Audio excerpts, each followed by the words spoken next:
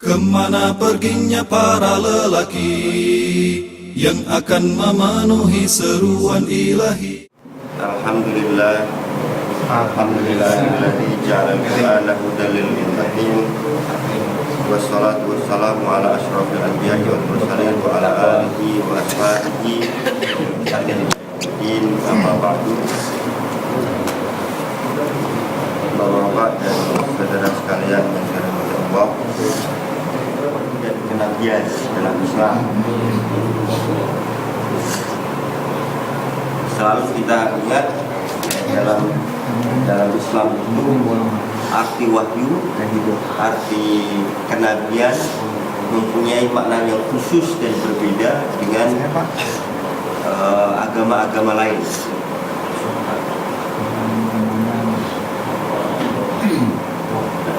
Kita bisa lihat di sini sarana ilmu. Wahyu dalam Islam, wahyuan itu tidak bisa dipisahkan dari akal, dari ilmu pengetahuan, karena pada hakikatnya Islam tidak pernah bertentangan dengan ilmu pengetahuan dan akal. Makanya di sini bisa kita lihat, kalau kita mendapatkan ilmu ada berbagai sarana atau sumber-sumber ilmu atau cara masuknya ilmu dari kita. Yang pertama adalah al-khobarus shadiq, true report atau revelation. Yang kedua adalah al-aqlus salim, akal, rational sources. Yang ketiga al-hawasul khamsah, panca indera. Ada ilmu yang bisa kita dapatkan melalui akal, ada yang bisa kita dapatkan melalui panca indera, dan ada yang bisa kita dapatkan dari wahyu. Dan semuanya itu tidak bertentangan. Adapun yang tidak bisa dicapai dengan akal, belum tentu tidak masuk akal. Karena kita bisa melihat segala sesuatu yang bisa dicapai dengan panca indera, kemudian panca indera tidak bisa mencapainya, belum tentu tidak bisa diterima.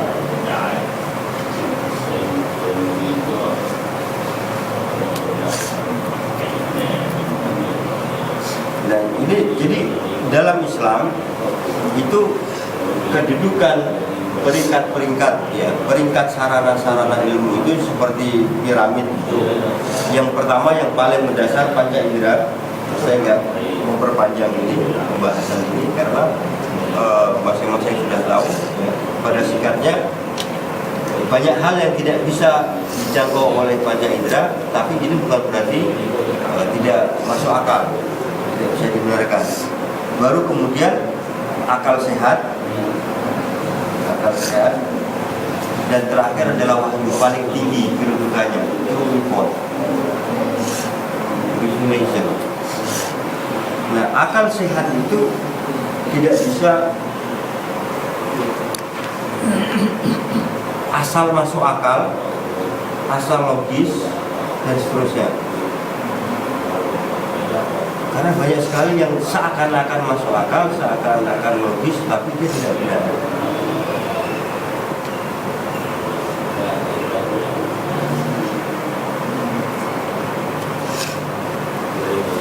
Kita lihat makna Islam, makna akal dalam Islam. Qala Abu Darda radhiyallahu ta'ala anhu, qala li Rasulullah sallallahu alaihi wasallam, ya Uwaimir, izdad aqlan tazdad minallahi ta'ala qurban.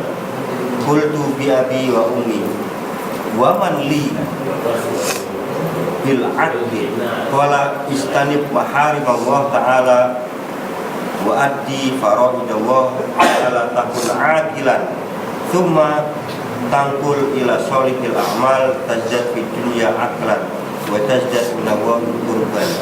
Jadi di sini secara kebahasaan dulu, akal itu adalah ikol. Ikol itu artinya mengikat. Nah, jadi tidak bisa akal bebas ya. Dia terikat dengan apa? Dengan sunat Allah, dengan hukum-hukum Allah.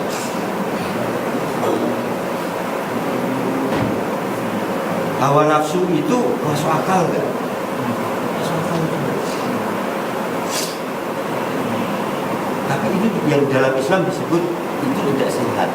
Akal yang tidak sehat.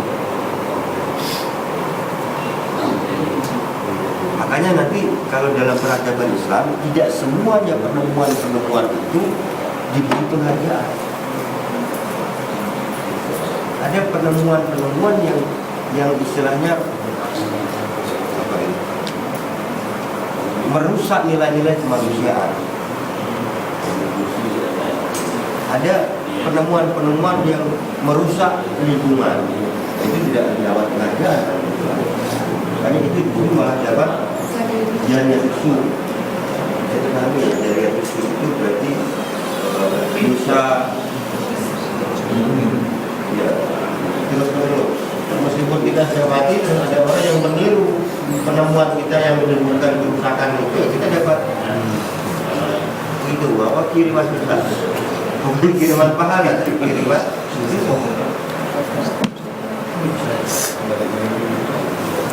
Nah, di sini bisa kita lihat karena akal itu dalam Islam dia terikat dengan norma-norma, dengan wahyu.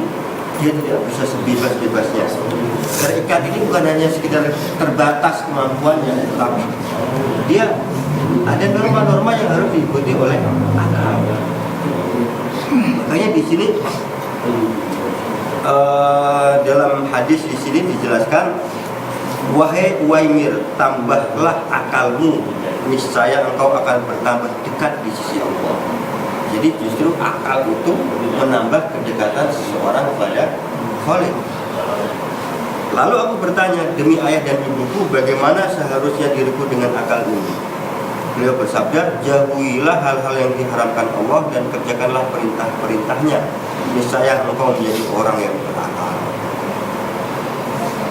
Orang berakal itu di sini penjelasannya. Dia menggabungkan antara wahyu dan akal. Jadi orang yang berakal itu bukan sekedar dia penemuannya sudah berapa, terus gelar akademiknya sudah S berapa gitu kan. Tetapi di sini disebutkan menjauhi yang diharamkan Allah dan mengerjakan perintah-perintahnya. Niscaya kamu akan menjadi orang yang berakal. Lalu kerjakanlah amalan-amalan soleh. Niscaya di dunia ini engkau akan bertambah akal dan bertambah dekat dan mulia di sisi Allah. Wattaqillah wa yu'allimukumullah. Ittaqullah wa yu'allimukumullah. Bertakwalah kepada Allah, maka Allah akan mengajari kamu, dimudahkan semuanya. Jadi tentang akal kita bisa melihat dari nasihat-nasihat ulama yang berkaitan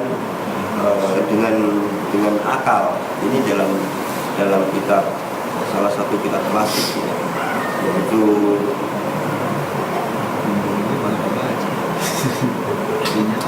di sini disebutkan waqala al-Mansur liwaladihi khud annis sintain, ambil dariku dua perkara. La takul min ghairi tafkir, jangan ngomong tanpa pikir. Gimana itu? Jangan ngomong tanpa pikir. Atau ngomong dulu baru pikir. Nah, itu gimana?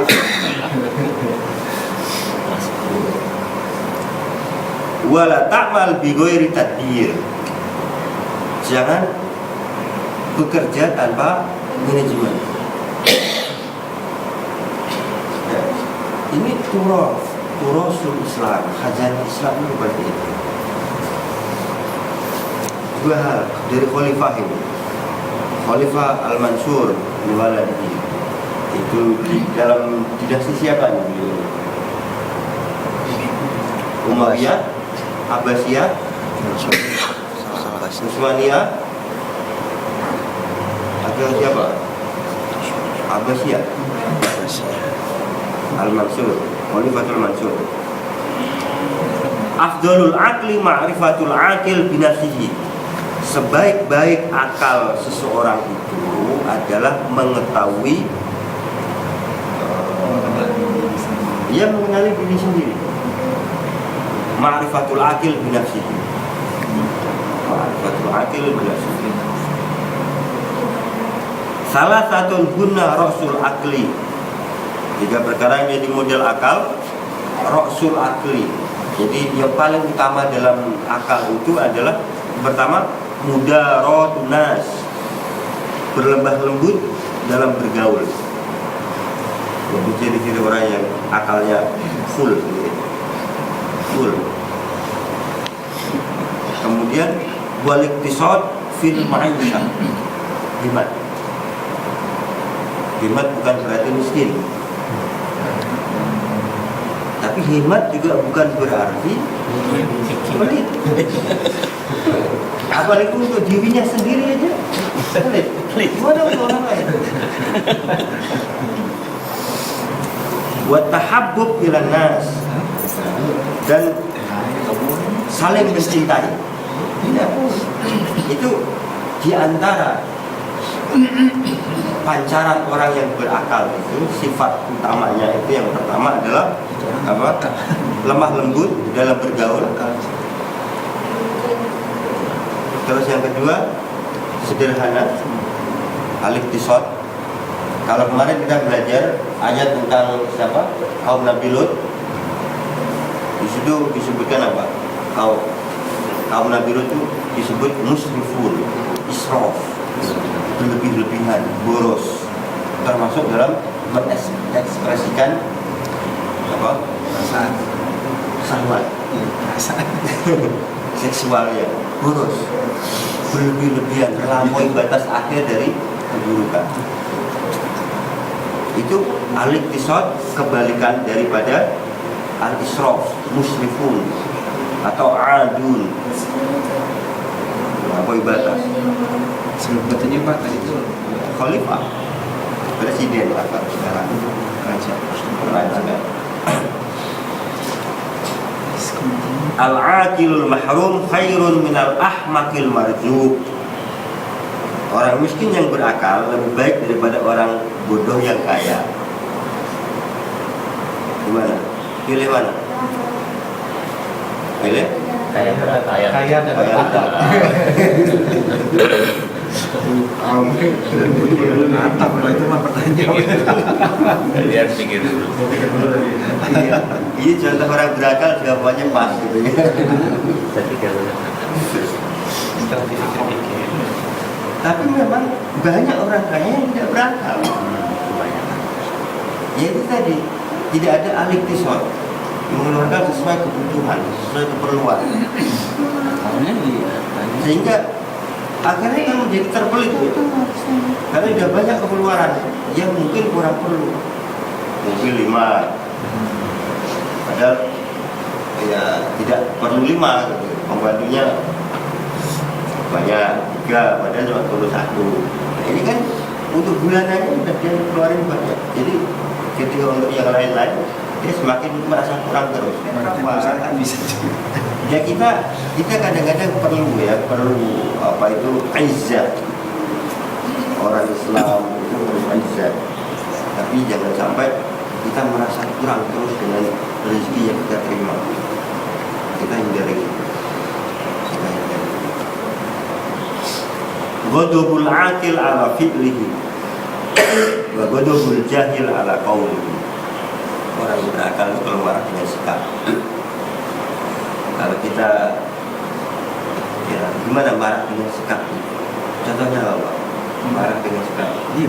Mendiam kepada orang itu, jadi orang itu merasa. Jadi tidak ngomong banyak. Kalau orang bodoh itu Oke.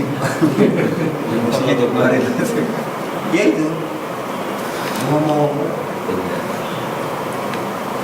di lisannya, di mulutnya. Maki-maki dan seterusnya itu contoh orang yang bodoh. Nampak sekali orang bodoh. Wa hukiya ba'du ahli ma'rifah qala hayatun nafsi birruh, hidupnya jiwa itu dengan nyawa. Jiwa itu hidup karena ada nyawa. Wa hayatur ruh bizikri, nyawa itu hidup dengan zikir.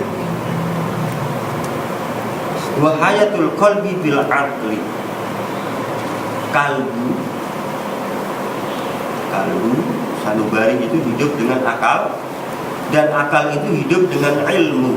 Wa hayatul aqli bil ilmi. Maka disitulah pentingnya thalabul ilmi fardhatun ala kulli muslimin wa muslimatin. Mencari ilmu itu wajib, fardu ain bagi setiap muslim dan muslimah. Wajib itu. Karena apa? Untuk menghidupkan akal. Karena dengan hidupnya akal, hidupnya kalbu sanubari. Dengan hidupnya sanubari, nyawa pun terisi. Jadi hidup itu bukan hanya untuk sekedar berbikin beras. Wakilah man a'jaba bi ra'yi nafsihi batala ra'yuhu. Barang siapa yang mengagumi pendapatnya, ujub gitu ya, maka batalah pendapatnya. Batalah itu berarti ya dia ngasih. Apalagi kemana-mana baik, mengumumkan dia itu baik. Nah, itu bukti saya. Setiap orang kasih tahu di tengah. Ya itulah contoh hal-hal yang seharusnya secara akal sehat itu tidak baik, akhirnya demi politik itu jadi baik semuanya. Masuk akal. Akal politikus yang tidak sehat. Ya kan untuk sosialisasi. Menarik. Jadi semuanya di pembenaran, justifikasi semuanya. Betul ya? Padahal itu ria, itu sum'ah. Ini bukan saya, ini setiap orang mengatakan saya orang baik ya. Ini saya.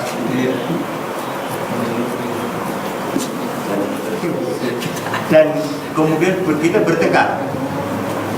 Saya milih itu, saya milih itu enggak. Wa man taraka al-istima' min dzawil uqul mata aqlahu. Barang siapa yang mengabaikan, meninggalkan,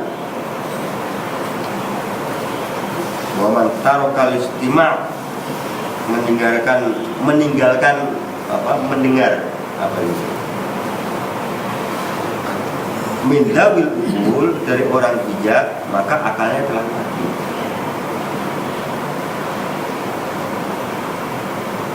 Karena kalbu itu boleh gak dia harus mendapatkan hikmah terus-terusan. Kalau kalbu itu tidak mendapatkan hikmah 3 hari, dia meras.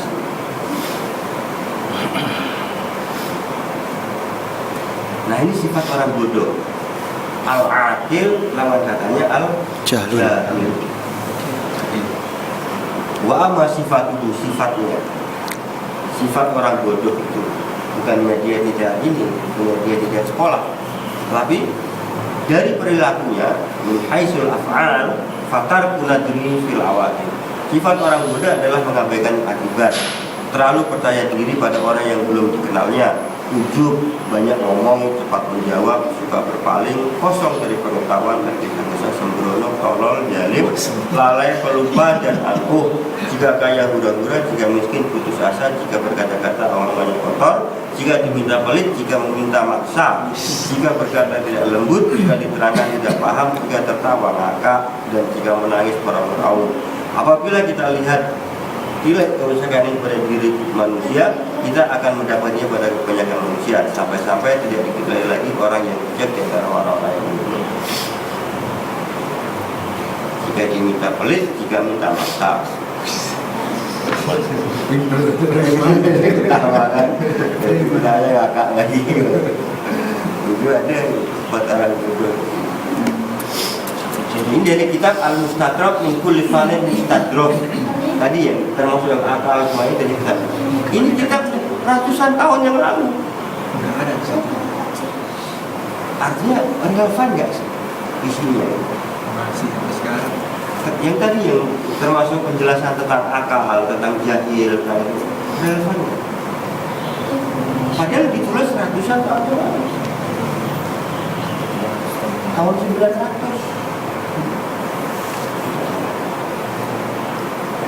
Syekh Al-Absihi menulisnya. Akal dan nafsu. Wa qala Fayat ibnu Najih ila qama dzakarur rajuli dhahabatu nisa aqlihi. Ini dalam kitab Ihya. Wa ba'dhum yaqul dhahabat sulus dini. Ini maaf agak ini agak mungkin vulgar, agak vulgar sedikit. Tapi ini data. Ida qoma dzakarur rajuli, apa berdiri kemaluan laki-laki, maka sulusa aklihi, 2/3 akalnya itu hilang. Minimal. Iya. Jadi Banyak yang hilang semua. Wabak buku yakul dan yang lain berkata dahaba sulut dinihi, sepertiga agamanya itu Sepertiga hilang. dengan 2/3. Makanya saya Tidak nulis lagi. la yatimu nusukun nasik illa bin nikah. La yatimu nusukun nasik illa bin nikah. Nusuk itu paham ya? Manasik paham? Masih belajar. Apa itu? Tata cara. Jadi ibadah seseorang itu tidak sempurna kecuali dengan nikah. Oh, Maka nikah itu ibadah. Yang udah terus.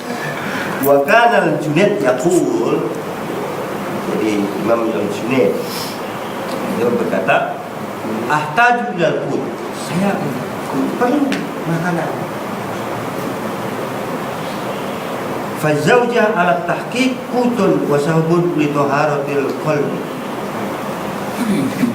Istri itu jelas dia ibarat makanan yang menjadi sarana untuk membersihkan kalbu.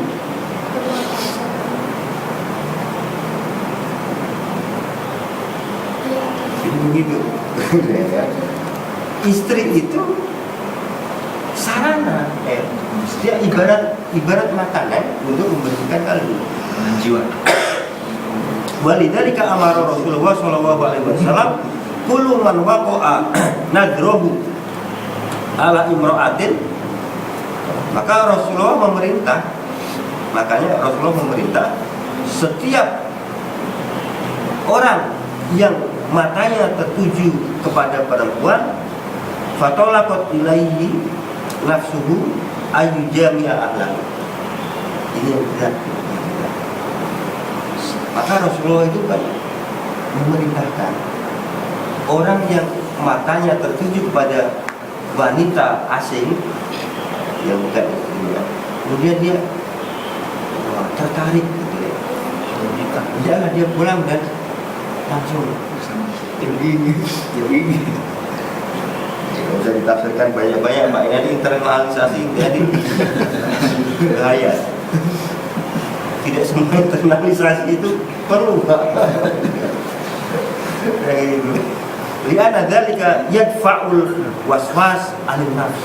Karena istri itu bisa menghalau was-was. Paham kan was-was? Bahasa Indonesia juga was-was dalam jiwa. Godaan-godaan dalam jiwa galau.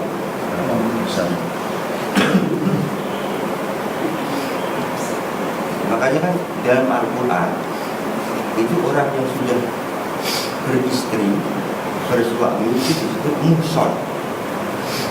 Bahasa Al-Quran muhson, orang yang terbentengi, yang terpunya benteng. Muhson. Bukan mutajawid. Kalau bahasa Arab biasanya itu mutajawid, orang yang sudah mutajawidiyah atau mutajawid, orang yang sudah mempunyai pasangan istri. Tapi di dalam Al-Quran nggak muhson, yang punya terbenteng, dia punya benteng. Kalau bentengnya satu masih kurang, mata angin gitu. Depan belakang. Empat.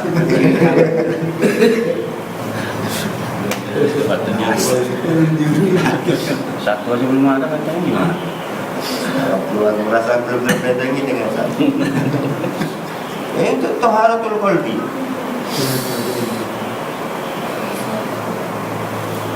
Nah, kita masuk ke wahyu sekarang. Makna wahyu. Secara kebahasaan, ya, makna wahyu itu al-isyarah as-sari'ah, isyarat yang cepat. Wahyu.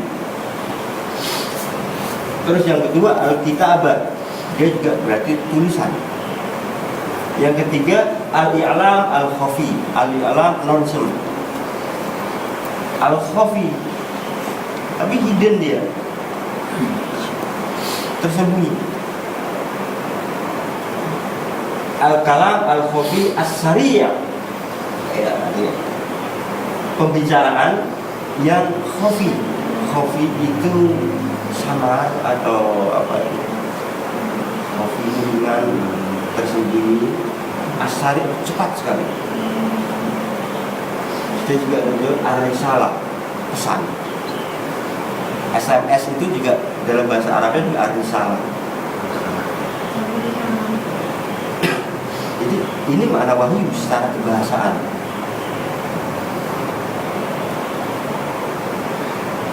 Pak Rasam paham? Understand ya? Saya minta tadi.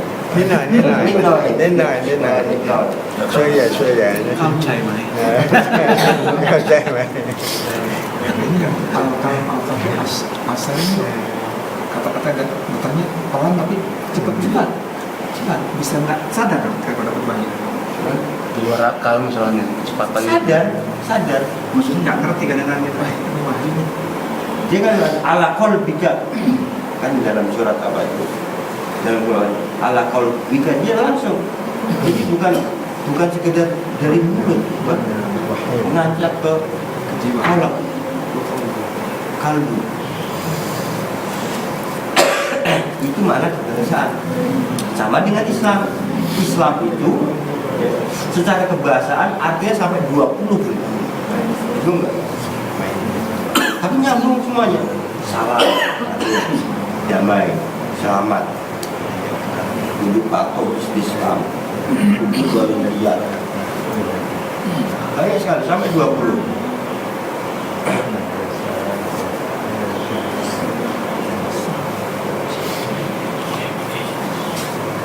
Nah, orientalis, ya, dari sini, ya kan, katanya biar dia sadar bahwa orientalis itu pengen mendekonstruksi atau menyerang makna wahyu. Dia mengatakan ilham dari akal tingkat tinggi. Sebenarnya wahyu itu dia pengen menyerang dari sisi definisi dulu ya. Jadi wahyu menurut orientalis itu ilham dari akal tingkat tinggi. Dalam bahasa orientalis, creative imagination ya, yang kadang-kadang apa ya, cari apa itu kalau seorang berandai-andai seniman itu inspirasi. Imajinasi. sensasi Imajinasi sebelum dia ini gitu kan. di creative imagination Menyepi untuk cari inspirasi. Sebenarnya diarahkan ke sana dikira-kira. Atau orang yang akal tingkat tinggi dia Jadi nanti masuknya ke arah wahyu itu bisa diperoleh oleh siapa saja. Sekarang Tidak hanya orang tertentu yang dipilih oleh Allah, tidak hanya Nabi. Terus yang kedua, suatu kondisi kejiwaan di mana seseorang seakan-akan melihat malaikat dan mendengar suatu darinya. Ini seakan-akan. Orang yang ngaku-ngaku kayak Lia Eden, dia seakan-akan oh itu malaikat. Jadi sama dengan itu. Bisa siapa saja yang mengaku-ngaku. Yang ketiga, al-wahyun nafsi, imajinasi penyair, jadi bawa-bawa. syair, halusinasi mimpi, adwatu ahlam, dukun, dan tukang sihir. Bahkan ada yang mengatakan semacam gangguan jiwa, epilepsi, asyar, dan gila, al-junun. Ini salah semuanya ini. Wahyu tidak begitu. Jadi orientalis itu tertata ya. Kalau ingin menghancurkan, ya hancurkan dulu dari definisinya.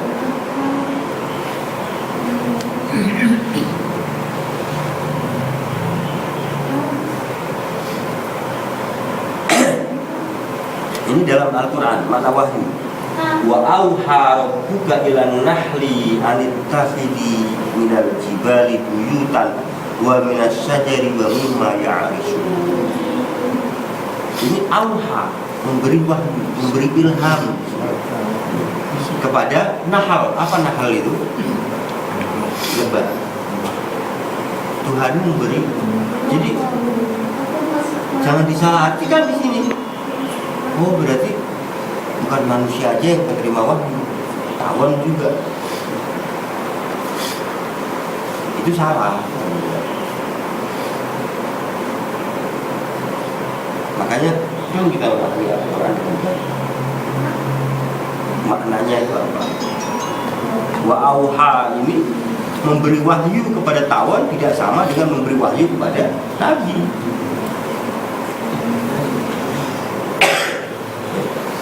Jadi tawon itu diberi ilham untuk membuat rumah dari gunung-gunung di pohon-pohon dan seterusnya. Bagaimana ya?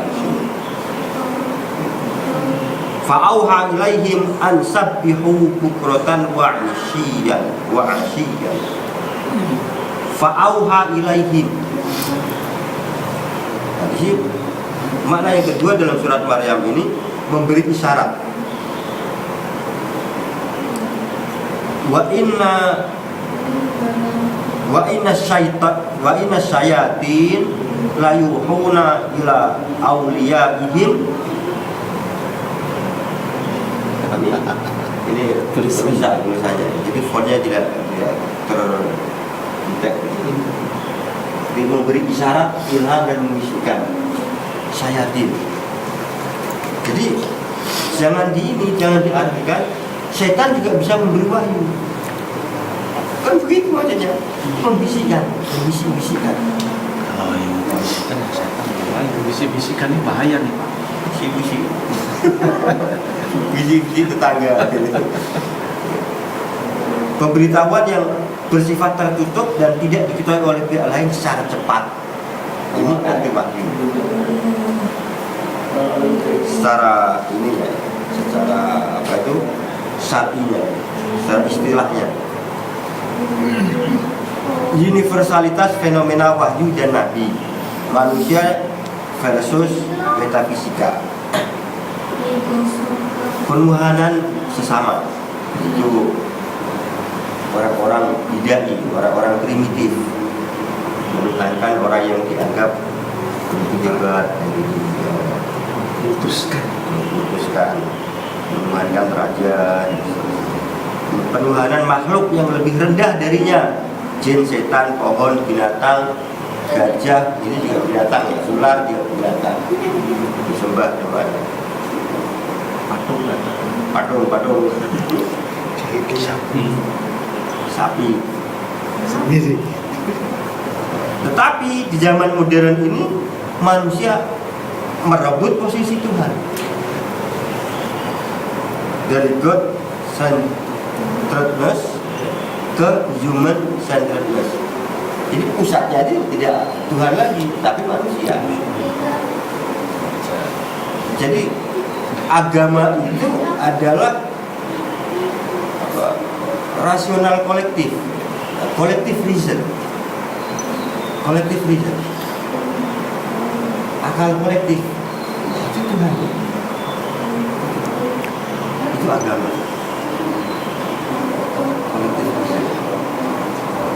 Demokrasi.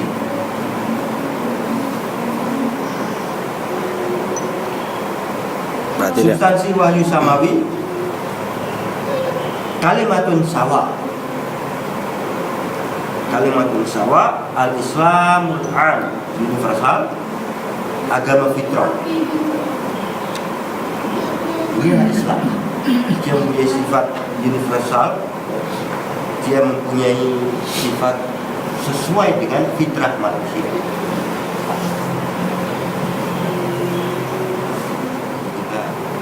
Jadi naluri beragama, sui generis, sensus komunis dan religio naturalis. Naluri, ini biasanya bahasa Latin, bahasa kalau orang Barat itu dianggap ilmiah kalau dia menyelipkan kata-kata Latin, kata-kata Yunani Latin, itu akan dianggap ilmiah. Kalau kita kan biar dikatakan ilmiah, orang pintar itu kan harus ada bahasa Inggrisnya.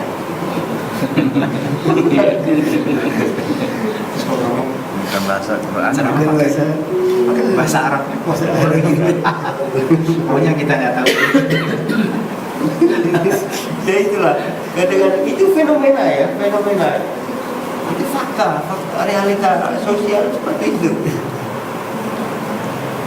Yang penting bagus apa, sedikit-sedikit pokoknya dipaksain ada lah. Itu pintar lebih. Bahasa Belanda. Cerita. Karena kita ngerti, boleh banget. Ya itu yang itu bukan menghinggapi masyarakat awam aja. Lulus aja saya superior kompleks, rasa minder selalu, budaya minder di masyarakat pun yang pengen buat sekolah yang cepat laku itu dan mahal. Kalau di kota-kota besar itu buat sekolah itu harus mahal. Karena image masyarakat biasanya yang mahal itu bagus. Ukuran bagus apa? Bahasa Inggris.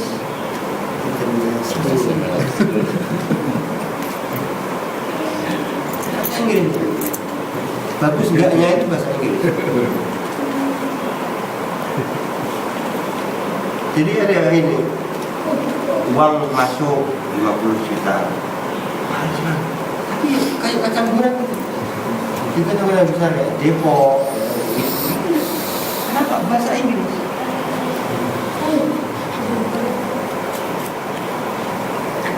Padahal belum tentu orang yang bisa ngomong bahasa Inggris itu mesti pintar. Saya di Australia, makanya ya kita tidak bisa nggak bisa mengatakan itu salah. Kita disuruh juga belajar bahasa semua kaum. Bahasa Inggris perlu. Tapi kalau mendewakan dengan bahasa itu jadi pintar, itu salah. Karena SD di Australia itu dikatakan bonafit justru kalau bukan SD saja, sekolah-sekolah di Australia dikatakan bonafit itu kalau banyak siswanya itu dari anak-anak Asia. Katanya kenapa bisa begitu?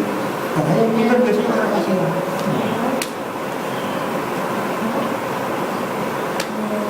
Kok bisa? Ya bagaimana enggak? Ya mereka hidup dengan broken home, perceraian, bapaknya berganti-ganti setiap hari dilihat. Itu mempengaruhi jiwa.